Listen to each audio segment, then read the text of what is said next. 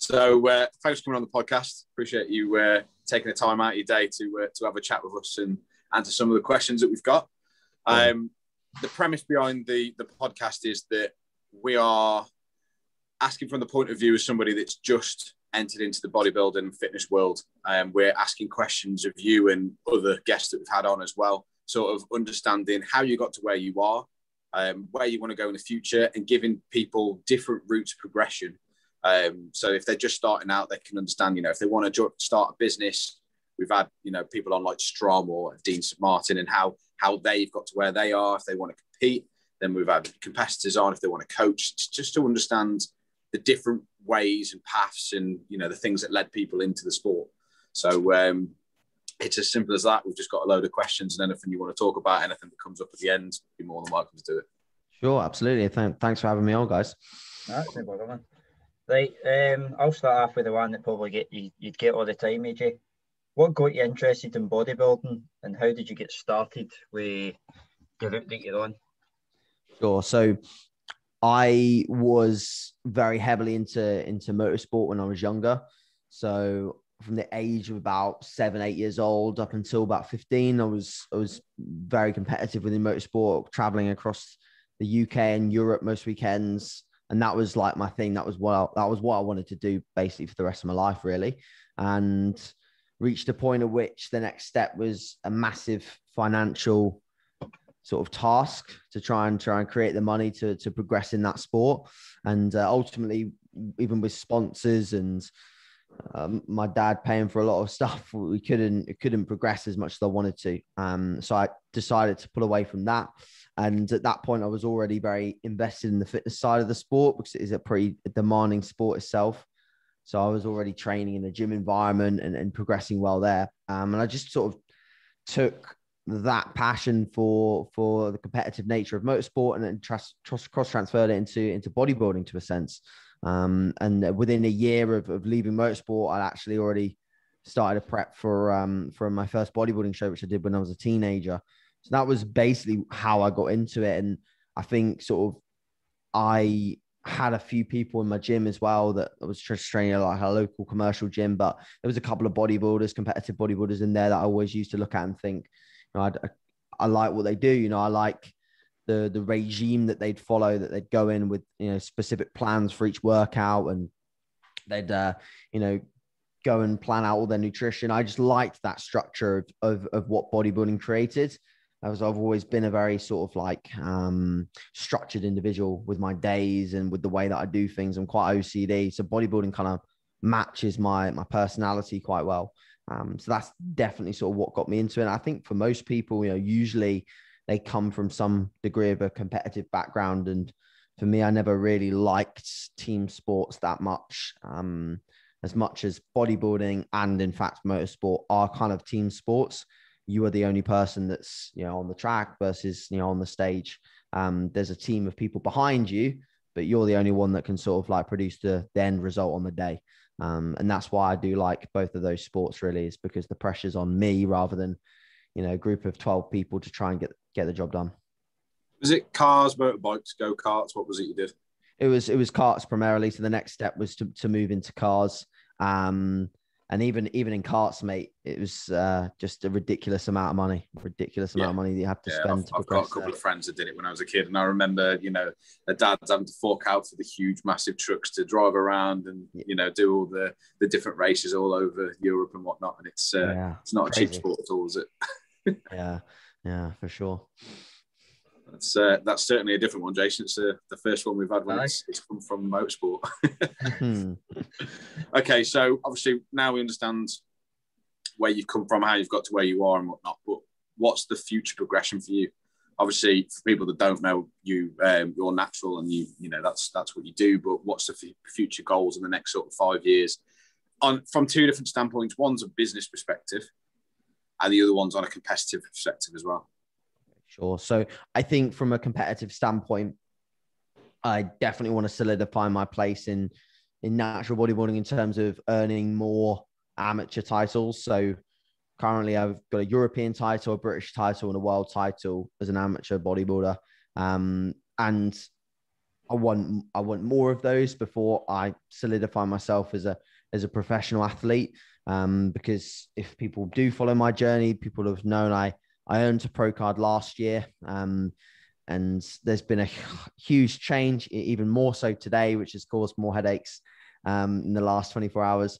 But there's been a huge change in the space of natural bodybuilding quite recently with federations and their affiliations to different feds. My goal was always to win a WNBF pro card and compete at WNBF Worlds. That's the federation that I've specifically been following for the last, 5-6 years since I got into the sport. And then federations have changed, principles have changed, and now for me it really becomes a case of it doesn't really matter what pro card I have. What matters is that the level of achievement I want in the sport confirms a pro status, which I don't think I've quite earned just yet. So from a competitive standpoint, I want to win more British titles, and hopefully like a world title again, but as an open bodybuilder, not just a junior one. And then I'll probably comfortably say that I'll be at a point where I can probably compete, competitively as a pro and be up there. But the thing is, in natural bodybuilding, like especially with the top pros, it's a case of time. There's very few pros out there that are very good at a young age, unless you're a genetic freak. The density and maturity of the muscle that you have to be a good pro, it just comes as a course of time. So I'm just going to have a bit more time on my side and, consistent years of competing, and I should be there. So that's me from a business standpoint, just really sort of taking over the natural space in terms of putting people on stage, earning them pro cards, and being looked at as one of the top natural coaches out there. That's what I really want to be, and where I want to sort of stand in the industry. If people think, I want to get ready for a drug-free bodybuilding show, I want my name to come into the head first thing, really. So that's sort of where I want to be from a business standpoint, and just keep enjoying things as well. I think sometimes, especially over the last 12 months with all of these lockdowns and in gyms, out of gyms, and shows getting moved and cancelled, it's definitely dwindled some people's motivation, and a lot of people have been riding on like discipline only for the last 12 months. Especially I think the last 4 months have been very difficult with the third lockdown and just the repetitive nature of this difficulty and this obstacle. So I'd like to see 5 years with no pandemics, ideally. That'd be really ideal, and that would probably create just continual enjoyment of what I do, because I feel like from a coaching perspective, I've definitely used a lot of my energy trying to motivate and move people forwards over these last 3-4 months especially. And it gets scarily draining when you emit a lot of your own energy and you pour it into other people. You end up thinking, shit, I haven't actually got anything left for myself. So I really want just a consistent run of some positivity and some good stuff coming our way. So do you think, AJ, see, once you've solidified yourself as your pro status and that in the natural game, will you ever think about competing assisted or try to go IFBB or? No, I don't think so. I think that a lot of my goals are relative to the natural space. I'd like to win like a pro world title as an amateur, and as an open class, and then I'd like to go into the pro space and continue to sort of achieve more there as well. So I think I've got plenty of years left in me until I've sort of ticked off all of the goals that I want to do as a natural. And I think that will take me until the point at which I'm in my sort of like late 30s.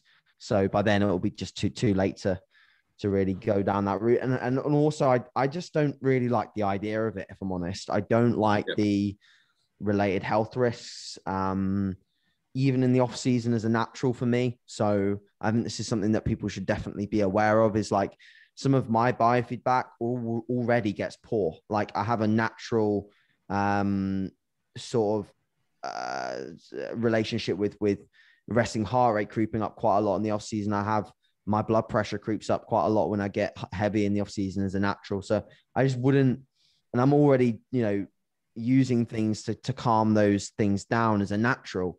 So I think with the way that I train and the way that I, put stress on my body, having more stress from performance enhancing drugs at the same time, I think I'd really start to hit quite a few walls and probably have the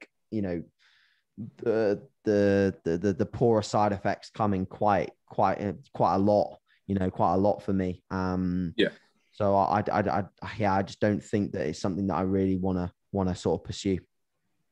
It seems like something that people don't talk about it very often, but it probably is harder and takes more for someone to do it naturally. Obviously, I know it's harder to get on stage and to get shredded and not lose the muscle, etc. But I mean, from a mental standpoint, to not succumb to the pressure of, well, if I just take gear, and I know it's not a magic pill, but if I just take that, it would make it faster and easier, and I would feel more competitive, overall than just in the natural world of bodybuilding. So people don't really talk about it that much, but again, it's not something I've followed, natural bodybuilding. I've seen photos. I follow you on Instagram, and I see people's stories and things, but I don't actually follow it and understand the sort of mental side behind it, and probably is difficult to hold on to that purity as such. Yeah, I think the dieting aspect is certainly something that's a challenge, because you're always going to be hypergonadal by the end of a prep. So if you want to feel like a man and compete, it's just like you don't at the end. You just don't. And if you do it year in, year out, it's a lot of stress on the body, and then a lot of people just don't end up fully recovering from it. It's why a lot of natural athletes that maybe compete a bit too frequently or a bit too much in their younger years end up having to go on, if the body hasn't got a good bounce back system, or you prep too aggressively, you will end up having to probably go on something like TRT at some point, because you just will start to shut down that system a little bit too frequently. But luckily, I've always had good advice with my preps, and I've taken, really good off seasons where I've gotten everything back to a good place before I start a prep. And that's something I've always been on top of as a natural athlete. So I think as long as you do it sensibly and you recover in the right way and you treat a prep in a professional manner, you can do it just as easily as perhaps you might do an assisted prep. And I think half of it as well, when it comes to natural bodybuilding, is like it's a mental thing. If you go into it thinking it's going to be brutal and harsh and horrible, then it probably will be. But if you go into it thinking positively, or thinking that it's going to be easier in your head, it'll probably be easier at the end. And that's something that I've found is just as you do more and more preps, your mindset becomes so much more stable in those hard environments at the end of a contest prep. Yeah, you know what to expect. This isn't one of the questions we'll go down, but do you ever, is there one person in the natural ranks that you'd want to share the stage with, whether it be like Keefe or something like that? Sure. So for me, definitely someone like Brian Whitaker or Ben Howard. So those are two people that I've looked up to for a huge amount of time, and they've been just inspirations as how they hold themselves as athletes, but also what they look like in comparison to their genetic potential. So like they've not been gifted with the best genetics out there, and they've had to work extremely hard to get the amount of muscle that they have, and then they just get into a ridiculous condition. So those are two athletes that I definitely want to share the stage with. Maybe Levi Burge as well. He's another crazy lightweight. It's just like, I look up to people who are sort of like similar heights, similar body weights to me on stage, because I find it much more relative. Like Keefe's always going to have about 20, 25 pounds of body weight on me. So unless there was a non-weight category setup, then I'd never be competing against him, because he's always going to be a lot heavier on stage. He's like a true heavyweight bodybuilder. So he's very, very special on that front. Equally, I think the athletes that I've looked up to have been sort of, like I said, pros in the WNBF for a long time. Which is why this whole like affiliation change has kind of skewed my perspective, because I don't know who I look up to anymore. It's really fucked up, but yeah, it is what it is. Yeah. On the back of that then, who would you say is your Now, it's probably difficult, but who would you say your number one physique of all time is? I mean, it doesn't have to be the natural world; it can be ever. Who do you look at and think that's what a man should look like? Maybe not yourself, but what you think is the perfect physique. Ooh. I don't know, really. I still wouldn't say it's. I mean, maybe some of like the classic physique guys like Chris, that kind of look is amazing. I don't think that I really look up to many of the IFBB guys. I absolutely love Sean Clarida. I think he looks absolutely out of this world, especially this year and the improvements he made. I thought he looked absolutely tremendous. But still, I watch posing of him and I see him relaxed and in between poses. And I just do not like the stomach. Yeah. I just don't like the stomach on these guys. Like some people can control it, but for me, that's not a look that I'd be happy with, like day to day. I'd not be happy with looking like, pregnant, if I was just sat there relaxed. I'd rather have a tight midsection and less muscle, if I'm honest. But that's just my opinion. As much as like the muscle that they have is incredible, it's slapping muscle onto a body which is not meant to carry that much muscle. So there's always something that's going to go, which is usually the stomach and the waistline. So again, probably just like referring back to some of those physiques that I said initially, probably someone like Brian Whittaker, just because of the conditioning. If no one's seen Brian Whittaker's physique before, all you have to do is just search into YouTube like Brian Whittaker, and you'll find like a video of him in some like shitty lighting changing room 2 weeks out from a show, and like you'll never see someone as lean as that. It's ridiculous. But it's not like he looks like one of those naturals that's just tried to get as lean as he does and ends up looking like a rake. He's still got like fullness and pop to every single muscle belly. That's why natural bodybuilding is a game of patience, because you've got to wait until you have the muscle density to be able to get that lean. Like I haven't been able to get that lean yet because I haven't got the density required for that look. But hopefully, in the coming years, pretty soon I'll have that kind of that muscle density through years of moving the poundages that will add that density. But yeah, for me, probably still natural physiques that I look up to the most in terms of what I would deem as the ideal. That's understandable. Definitely, for sure. Okay. So this one is quite good for the fact that you and Tom will be probably going back to the gym tomorrow, as opposed to myself, who's got like 16 days. What's your biggest pet hate in the industry and in the gym environment? In the industry, backstabbing and just general bitchiness. Yeah, I'm just bored of it. I'm just really bored of it. Josh Bridgman said the same thing. It's just people saying things that they would never say to somebody's face. Oh yeah. It's too right. I just hate it. It makes me sometimes just not want to do what I do, if I'm honest, because I just don't like it that much. Like it's just, I mean, it's like it probably in any industry, to be honest. You just got to put up with it. People are bitchy, people are snide, people will comment behind people's backs and things like that. But, at the end of the day, half the comments that said behind people's backs are usually just as a result of insecurities or jealousy and things like that. So, you got to take it all with a pinch of salt. But that's an area that I don't particularly like. Terms of, was the other question pet hate in the gym? Yeah. I'm actually sure, to be honest. Like in the thing is, the gym that I train at Ultraflex in Rotherham, it's very hard to have pet hates because everyone trains really hard and everyone trains pretty well.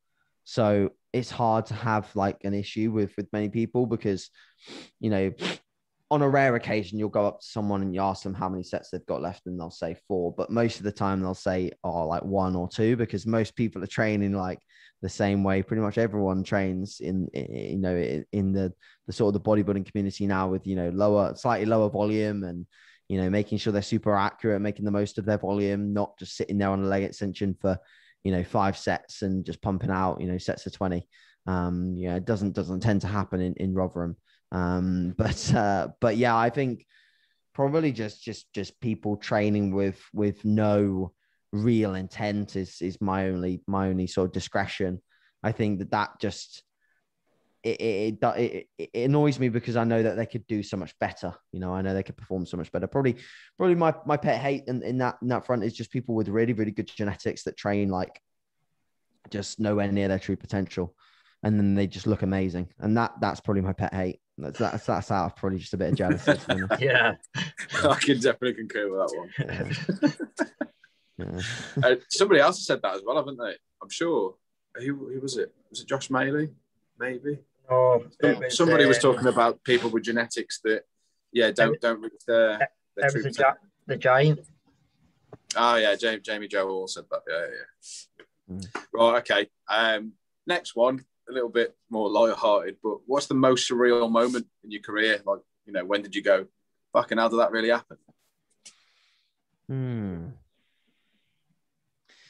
I think probably the best, most surreal moment was winning the junior British title in 2017, just because I had a lot of my family there, and a lot of my friends there, and it was so damn close. Like there was like 17 athletes on stage, all of the best juniors in Britain. I was 146 pounds, soaking wet, but peeled out of my mind. Yeah. And the guy that came second to me was 20 pound heavier, massive quads, bit unbalanced. And it was just like, it was such a difficult battle to try and beat someone like that. But I just brought enough in terms of, conditioning and balance to my physique that I just had him. And I just remember wanting that win, like better than anything else I've ever wanted in my life. So to get it was very surreal. And since then, I don't think I've had a show where it quite matches that in terms of just the reward aspect. And that was a whole year working towards that specific title as well. And I just 2 weeks prior, I think, I come second, because that year I did the BNBF and the UKDFB. I did both. And I came second at the BNBF finals in a class of 15 juniors. I got beaten by a really, really good guy. But again, it was close, but it just went the heavier way on that particular event. And then I said to myself, I'm not gonna get beaten again. So to get that one was really, really good. So it was probably the best year of competing that I've ever had. Obviously 2020 was good, but it just wasn't quite the same, because it wasn't, it was obviously very affected by COVID, and, it wasn't the same journey in terms of doing qualifiers and then doing British finals. It was just a very different year, but it was still enjoyable. But that was definitely the most surreal moment. Definitely, I can imagine that'd be a great moment, especially with everybody there as well. It's it was mint. It was really, really good. So this one's a little bit more lighthearted as well. So, what is your top three when you first open Instagram, whenever it is in the morning, late morning, that you would look at their story? The top three accounts. Oh, okay.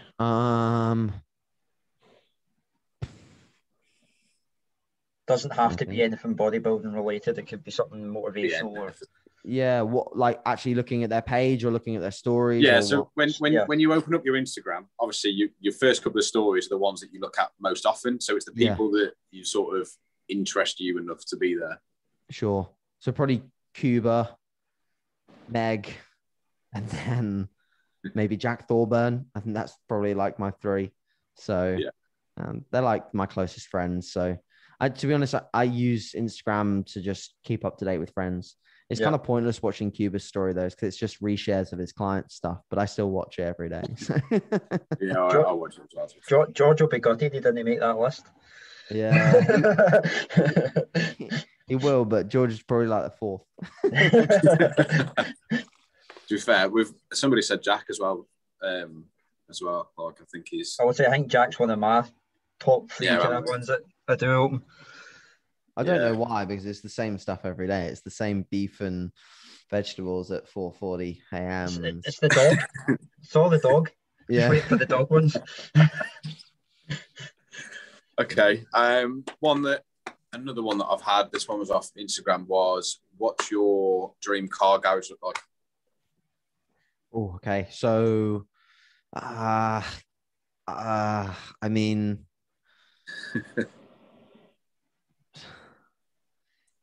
I I wouldn't really have a lot, to be honest. Probably a Porsche GT2 RS. Then that wouldn't be a daily though. I'd have to have another like another car for like a daily. I'd probably have like the Mini Cooper S, and I'd just keep that because I have one of those at the moment. I'd probably have that as like a daily, and then I have a Porsche GT2 RS, and then I'd have maybe like the McLaren 570 or something like that as well, and then that would probably do me. Name motorbikes. No motorbikes, unfortunately, mate. No, I mean, I think it'd be a bit of a death wish for me on a motorbike. What about a go-kart? Would you have one of those? Yeah, to be honest, I would if I had the time to take it to the track and actually race it and stuff. But maybe when I've like, I don't know, at some point when I move away from coaching or something and I've got like a flourishing clothing business or something like that, maybe I'll have a bit more spare time. I probably won't though, but if I ever do have spare time, like then I'll probably use it doing something motorsport related. Because that's a huge passion of mine and would definitely take me away from the office. But right now my I love spending my time doing what I do, to be honest. So it's very hard to get me away from it. Hence why having like an illustrious garage probably wouldn't be a great idea because I wouldn't drive any of them. So, but at some point, drive to the gym and back, and maybe to go pick up some chicken and rice. Yeah, exactly. Yeah. I'm just waiting for you and George to create the scooter racing championships. Oh, Oh, God. Okay, well, that's all my questions. We've got through them pretty rapidly, to be fair, Jason. Have you got any more? I've got one that I just thought you. Obviously, you mentioned the clothing range. So, what is your kind of? Is that something you're going to be doing on side of the coaching? Is it going to be relating to the coaching, or is it going to be something completely kind of different branding wise and stuff like that? Sure. So with the clothing, I launched Be Epic clothing about a year ago. So I've got like slowly building momentum with that. Definitely not invested in it too heavily at the moment. But it's just sort of I was trying to like sort of test the water with how it worked. And it seemed like I've done 2 launches so far, and both of them have been pretty well accepted. So I'm just slowly start to build that a little bit more.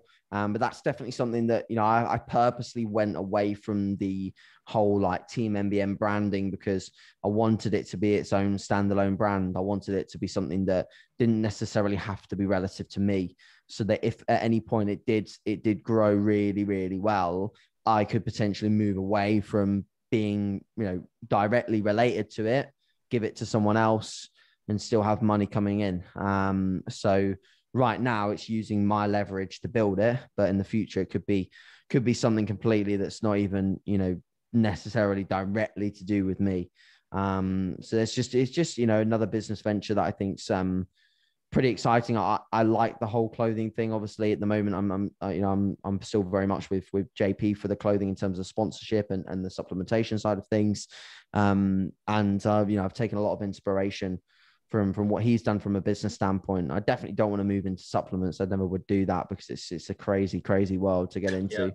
Yeah. But clothing interests me. Clothing is something that I get excited when I see people wearing the stuff that I've put time and effort into, and I think there's definitely a gap to make some things still in a pretty saturated environment, make them stand out a little bit and make them sort of represent me and a brand that I sort of I'm pretty passionate about. Yeah, I think that sort of viewpoint on it, and it does work as well. Like, again, just to reference back to something we spoke about before, but the likes of Christian Guzman and like Max Tune and all those people, like, they start up their own company and sort of use their own leverage to get it going, but then separately it grows anyway. Like the 3D energy drinks, majority of the people that drink those don't have a clue it's got anything to do with Christian Guzman. Yeah. So it, and that company is fucking massive. Same with Alpha Elite. Obviously, anybody that watched him would know that he's part of it, but other than seeing him in the pictures, which you could just kind of assume that he's a model for them, you wouldn't have a clue that it was him and he had, grown it from where it is. So it definitely works. It's a good like business model to use your own sort of influence on the brand to begin with, but let it sort of separate off and grow, stand on its own two legs eventually. Yeah, 100%, 100%. So obviously, AJ, you have your own podcast. So what's your ideal podcast guest? What would be your one that might not be in your reach just now, but you would absolutely love to have on? I think I'd love to have Jordan on again at some point. I had an interview with Jordan like a long time ago. I'd like to have him on again. I'd like to get Jordan to rate some lifts, and that would be quite funny. And I'd also like to just like delve into his mindset a little bit more. I think he's a very, very interesting character. This is Jordan Peters, by the way, for anyone that doesn't. So yeah, I'd like to sort of speak to him a little bit more in depth, but he's a very, very busy man, so it's hard to get hold of. But that would be something quite cool. Outside of that, I don't really know really. Like there's a lot of people that I already listen to, obviously through like Forward's podcasts and things like that I think have shared their journey, and a lot of bodybuilders are quite samey, to be honest. But equally they have their own little journeys and things that they've got about them that they're individual. But I think Jordan's probably one of those people that does just stand out as a pretty passionate and well thought out individual that's got not only the mind for bodybuilding but also for business as well, which is something that I'm pretty passionate about myself in terms of business growth and how he's developed his brand. It's just been pretty cool watching that happen. I think Jordan's quite interesting in the fact that in sort of mainstream Instagram and media as such, you don't really see anything of him. Obviously, everybody knows who he is, but it's all hidden within the site, which is fine. People pay for it and go on there. And I think it's an epic idea, especially for how sort of cost effective it is to sign up and to be part of it. But he's got such a well-respected name in the industry, and if there's only 5,000 members, but the industry, there's millions of people that know who he is. Yeah, it's sort of strange to see how popular he is, even though obviously I've seen the podcast with various people and whatnot and listened to them. And there's a few videos out there, still on YouTube from back in the day before they did their own thing. But it is interesting to see just how popular he is without actually, like, if you go onto his page, there's not many photos of Jordan on there. No, not at all. Yeah. And I like to look and go through and scroll through, and it's not very often he posts a picture of himself. Definitely not without clothes on.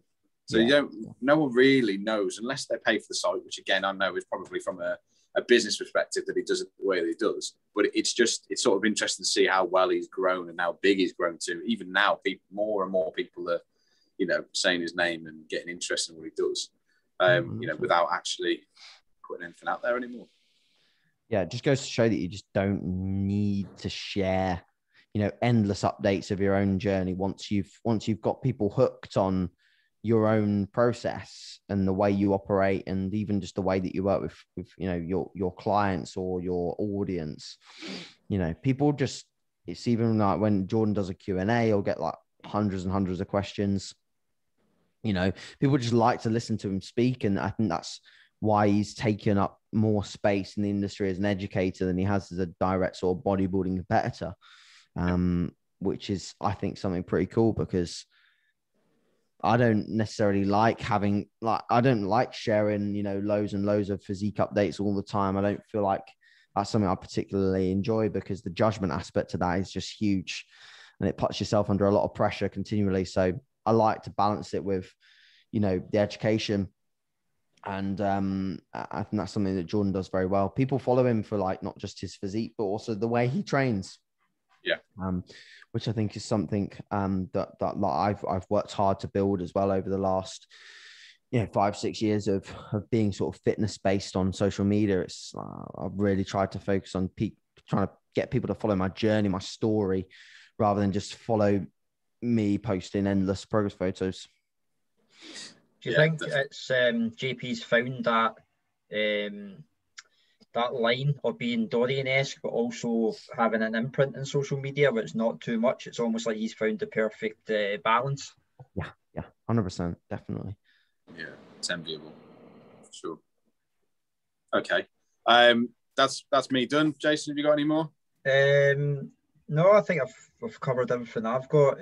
Also, I've obviously I see quite a lot of your updates and all that, and I followed your journey last year with Italy and stuff like that. How was it traveling during the pandemic?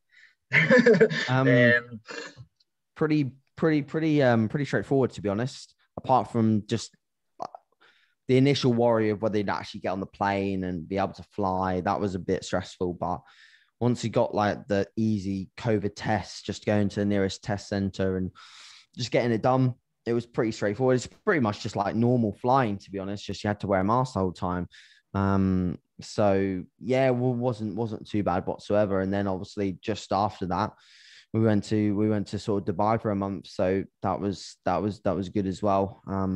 Just to get away from, it was the most normality that I'd experienced for a long time. So that was really, really good. But then obviously came back and went straight into another UK lockdown. So do you wish you'd stayed there? No, to be honest, I'd had enough. Like, Dubai is a very intense environment and it's nice for a bit, but it's it's quite materialistic and you feel like you're spending a lot of money that's not, like, just worthless spending, because it's just so much more expensive to even just buy food out there. Like, there's a reason why it's tax-free, but they just increase the prices of everything else. So do you think you got kind of a lot of negativity from going to Dubai, whereas obviously you're looking at your career, but everybody else is just thinking, oh, he's just trying to negate the lockdown, but you're actually just trying to kind of continue and develop in your own kind of career and stuff like that, whereas you had a lot of people who weren't in bodybuilding going to Dubai for their social media platform rather than for your career?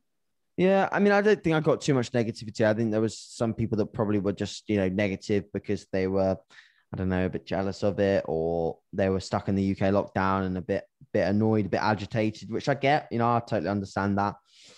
But there wasn't too much negativity, especially from clients and stuff. They were quite supportive of me being out there, so I could share more videos and training footage and stuff. Because I haven't done a YouTube video apart from the podcast for a long, long time. So it's been a bit of a weird time of the last 4 months, and I think people do appreciate having content to watch and following people's journeys. I haven't posted like a set from training for like 4 months either, so it's going to be nice to start to share that again from tomorrow onwards.